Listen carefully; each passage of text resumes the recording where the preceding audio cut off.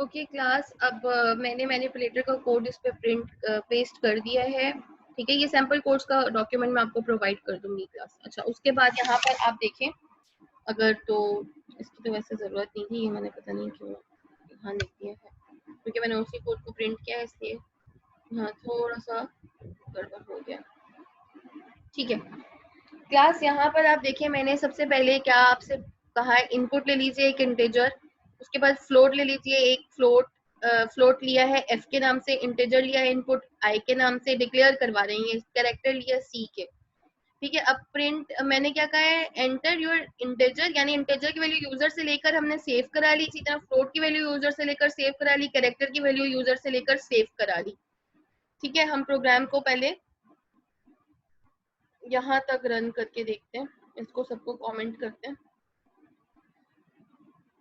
अच्छा जी, हमने उसके बाद जो हमने मैसेज प्रिंट करवाया हुआ है, यहाँ पर तो हमने सिर्फ सेव करवाई है ना वैल्यू, तो अब हम यहाँ पर सिंपली क्या कर रहे हैं, प्रिंट करा रहे हैं।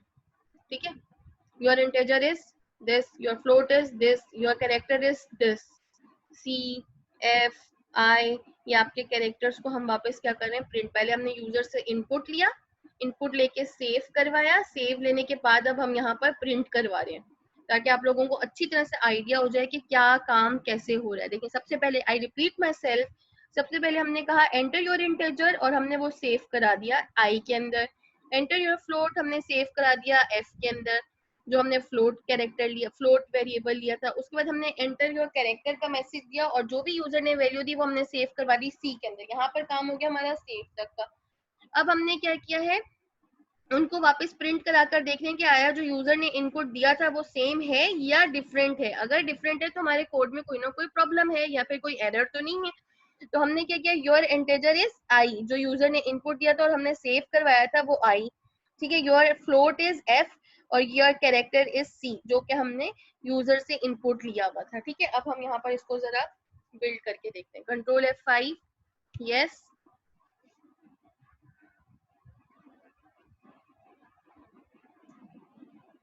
देखिए, enter your integer, let's suppose I enter 2 and enter your float, I am going to enter 2.5. Enter your character, I'm going to enter Q. Your integer is 2, your float is 2.5, your character is Q। इसका मतलब है कि हमारे जो जो values हमने save कराई हैं वो सब आ गई, हमारे इस वैल्यू को हमने सेव कराया था वो सब सेव हो गए। अब हम चाहें तो अपने इस कोड को वापस अनकमेंट करके अनकमेंट करते हैं, ताकि हमें पता चल जाए कि किस अभी हम किस चीज को देख रहे हैं। अगर हम चाहें, देखिए आपने देखा था कि सिंपल हमारे पास किसी भी गैप के बगैर, किसी भी विड्थ के बगैर, किसी भी प्रिसिजन के बगैर हमारा वैल्यू आ रही थी, इनपुट्स आ रहे थे हमारे यूजर के, जो हमने यूजर से इनपुट लिए थे। अब हम इस पार्ट को कर देते हैं अपने कमेंट, ताकि हमारा आउटपुट थोड़ा सिंपल सा दिखे। वैसे कमेंट नहीं भी करेंगे तो चलेगा, लेकिन हम अपने आउटपुट को थोड़ा सा सिंपल बना रहे हैं और हर फंक्शन को वन बाय वन चेक कर रहे हैं, तो इसलिए हमें थोड़ा सा कोड कमेंट कर करके चेक करना पड़ेगा। ठीक है, अच्छा, अब हमारे पास जी आ जाता है, सी आउट कराया हमने, सेट डब्ल्यू का फंक्शन देखते हैं। सही है, हमने प्रिंट करा दिया आई am your integer with set width 26 manipulator. ये हमने जस्ट प्रिंट कराया है, यहाँ पे सेटिंग नहीं की अभी तक, हमने सिर्फ प्रिंट करा दिया। और वो क्या है, सी आउट करा दिया हमने, सेट विड्थ 26 दे दी और यहाँ पर सेट कर दी किसके लिए, इंटीजर आई के लिए, क्योंकि हमने यही कहा था ना इंटीजर को हम प्रिंट करा रहे हैं। ठीक है, तो हम जरा करके देखते हैं कि ये क्या सच है, ऐसा हो रहा है।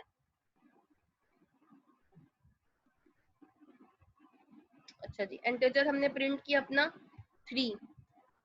अब ये भी मुझे कमेंट कर देना चाहिए था, लेकिन चलो हम अब इसको जल्दी जल्दी प्रिंट कर देते हैं।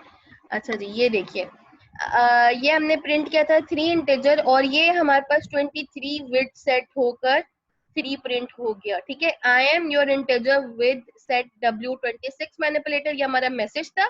और ये मैसेज के बाद हमारे पास सेट डब्ल्यू की लाइन थी, आप देख सकते हैं, और आई की वैल्यू थी, तो हमने 3 इंटीजर दिया था, तो ये हमारे पास 26 की विड्थ के साथ ये हमारे पास हमारा इंटीजर आ गया। ठीक है क्लास, ये हमने देख लिया अपने इंटीजर के फंक्शन को। अब हम जरा अपने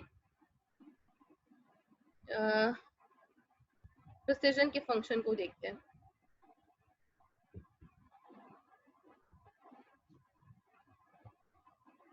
Control F5. Okay, enter your integer 6, float 7.7, h. देखिए I am your float with the O, हमने थोड़ा सा गड़बड़ कर दी, हमने प्रेसिजन चेक करनी थी तो मैंने जल्दी जल्दी में प्रेसिजन के अकॉर्डिंगली फ्लोट दिया ही नहीं है। चले मैं फ्लोट थोड़ा, मुझे फ्लोट डेसिमल के बाद ज्यादा डिजिट्स देने चाहिए थे। 5 एंटर फ्लोट 6.87893456 ठीक है, ये हमारा फ्लोट हो गया। Enter character G. अच्छा जी, I am your float with the set precision 3 manipulated. तो ये क्या किया इसने, 1 decimal point 2 and 3 after decimal, यानी कि आपके जो सिग्निफिकेंट डिजिट के बाद आपके पास सिर्फ 3 डिजिट्स आ रहे हैं, 1 2 3, ठीक है। ये इसने प्रिसीजन सेट कर दी है। यहाँ तक आपको क्लियर? जबकि आपने देखिए कितना 7 8 9 3 4 5 6 2 3 4 इतना लंबा दिया था, ये पॉइंट के बाद 2 डिजिट्स लेकर आ रहा है, 2 पॉइंट को भी कंसीडर करता है, फिर 2 डिजिट्स लेकर आया है, ठीक है। इसी तरह से अगर अगर यहाँ पर आप 4 सेट कर देते तो 7 8 9 लेकर आता। क्लियर है क्लास? यहाँ पे इसने राउंड ऑफ वैल्यू लेकर आई है, ये मत समझिएगा कि ये इस 9 को उठाकर लेकर आया है, नहीं, ये राउंड ऑफ करके लेकर आ रहा है। 7 8 के बाद इसने 8 को राउंड ऑफ कर दिया, 5 से बड़ी जो भी वैल्यू होगी उसके बाद ये +1 करके लेकर आएगा। अगर यहाँ पर आपका नेक्स्ट डिजिट 3 होता तो ये 7 8 ही लेकर आता, ठीक है। उसके बाद हम देखते हैं किस फंक्शन को, अपने लास्ट को सेट फिल को हमने ऑन कमेंट किया और इसको हम कर देते हैं कमेंट, कंट्रोल F5, जो कि मैंने F6 दबा दिया है, F5 यस। तो ये हमारा हो गया control last function set fill का। इंटीजर लिखा हमने सबसे पहले 3, फ्लोट लिखा हमने 4.5678, इंटीजर योर करेक्टर तो इसने वापस कोड रन करते हैं क्लास, कुछ गड़बड़ हुई है। अच्छा, कंट्रोल F5 इंटीजर, इंटीजर लिखा हमने 6, फ्लोट लिखा हमने 6.6, कैरेक्टर लिखा हमने E। अच्छा जी, अब ये देख लें, I am your character with set fill hash manipulator this this this. अब इसको जरा आप देखिए क्लास, इसमें क्या हुआ है, आउटपुट की विंडो को जरा मैं साइड पे करके आपको यहाँ पर अगर दिखाऊं कोड, तो हमने क्या किया है, सेट फिल को सेट विड्थ के 6 के साथ सेट किया ना, विड्थ 6 के साथ। तो यानी कि 6 टाइम्स दिस, ये विड्थ पे ये फिल हो जाएगा, ये हमारा जो सिंबल हमने दिया है, और उसके बाद हमारा कैरेक्टर आएगा। क्या ऐसा हो रहा है? ऐसे ही हो रहा है। 1 2 3 4 5, ठीक है, 6 विड्थ के साथ 1 2 3 4 5 6, 6 ये खुद है जो कैरेक्टर है, और 5th हमारे पास 5 ये हमारे पास ये आ गए, सिंबल्स आ गए हमारे, ठीक है। क्लियर है? सेट विड्थ हमने की थी 6, और 6 विड्थ के बाद हमारे पास ये आ जाएगा 6, टोटल 6 विड्थ सेट हुई थी, जिसमें हमारे पास एक कैरेक्टर की विड्थ थी और बाकी 5 हमारे सिंबल्स की थी। आई होप ये प्रोग्राम आप सबको क्लियर होगा, और अगर किसी को कोई भी इशू है तो वो मुझसे वापस कंफर्म कर ले, पूछ ले, कोई मसला नहीं है। आप लोग व्हाट्सएप ग्रुप पे भी हैं और आप लोगों के पास मेरा ईमेल एड्रेस भी है, ठीक है।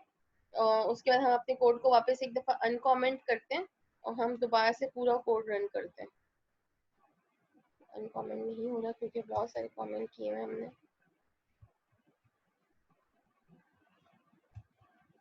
अलग अलग करके करना था, मैंने एक ही दफ़ा सिलेक्ट कर लिया है।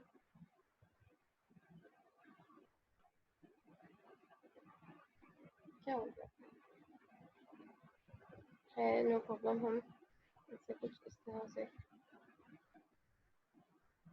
अब हम वापस इसको प्रिंट करते हैं, कंट्रोल F5 यस। ये पूरा कोड हमने प्रिंट किया है, ओ डीबग किया है। अब आप देख सकते हैं, enter your integer 4, enter your float 5.67890, enter your character R, your integer is 4, your float is 5.6798, your character is R, I am your integer with set width 26, यानी कि 4 width 6 26 के साथ आ गया। आई am your float with set precision 3 precision के साथ हमारा 5.6789 था, तो हमारे पास 5.6 इत्तेफाक से इस दफा भी 7 के बाद 8 ही आया हुआ है, तो इसलिए आप लोग ये मत समझिएगा कि ये वाला 8 उठ कर आया। वापस मैं आपसे यही कहूंगी, राउंड ऑफ होके आइए value. I am your character set fill, आपका कैरेक्टर था आर और ये कैरेक्टर सेट फिल वैल्यू के साथ आ गया। ठीक है, अब चलते हैं क्लास आपके टास्क की तरफ। आपका टास्क है, आपके टास्क है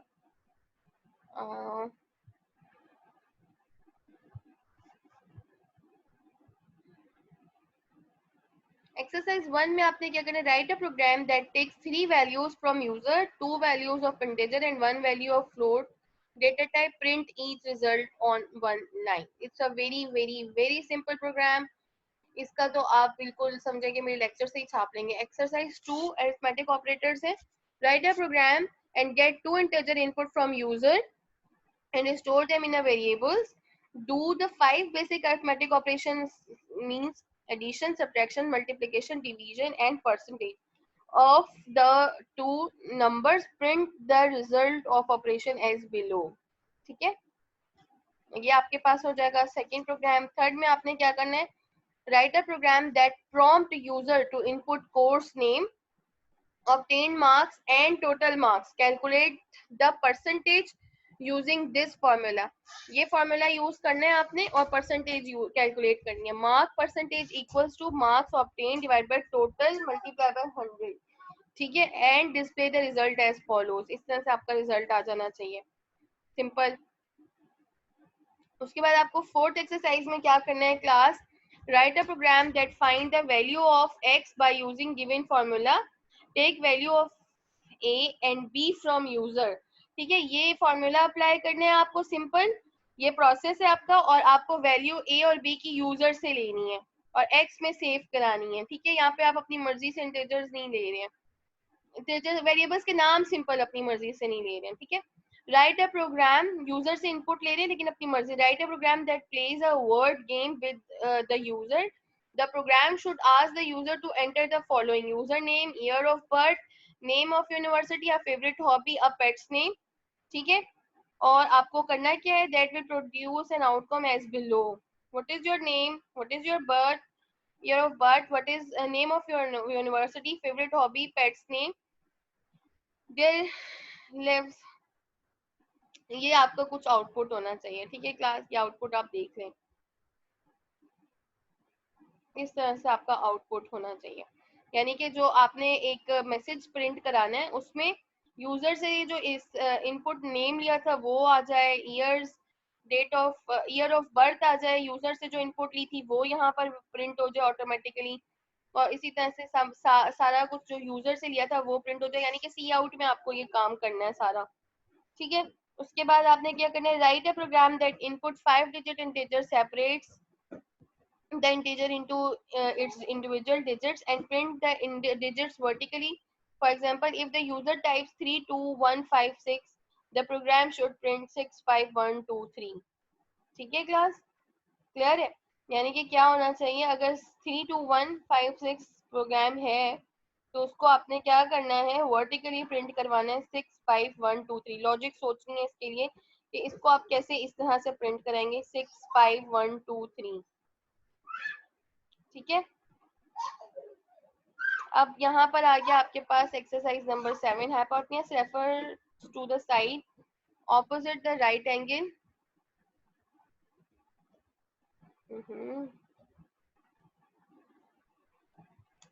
इन a right angle triangle as shown in the diagram below. ठीक है, can be the hypotenuse can be the following formula, calculate using this um, area of this angle triangle can also be calculated using the following formula। ठीक है, ये formula use होगा और आपने क्या करना है, एरिया और सब हाइपोटेन्यूज की ये फॉर्मूला यूज करते हुए आपने एरिया फाइंड आउट करना है।